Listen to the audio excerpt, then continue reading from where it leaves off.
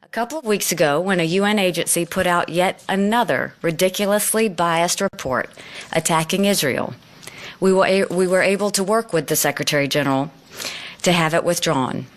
The head of the UN agency then resigned. I think this incident really goes to the heart of what needs to be changed at the United Nations.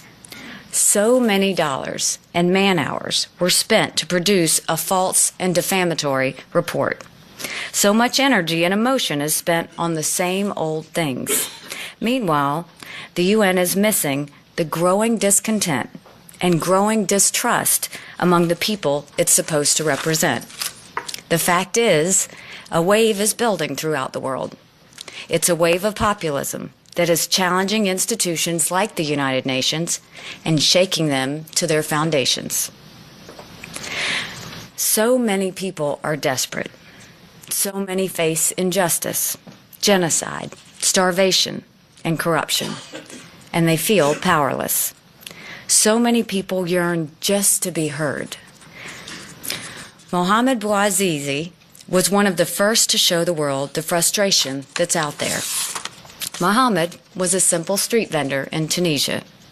He was repeatedly abused by a corrupt system for the crime of wanting to sell his oranges and apples.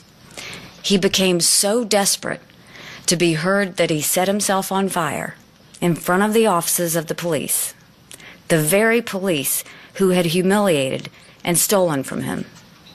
Mohammed's act of desperation was heard by the people. It set off the Arab Spring. Then there was Neda. She was 26 years old, talking on her cell phone when she was shot by government forces in Iran in 2009.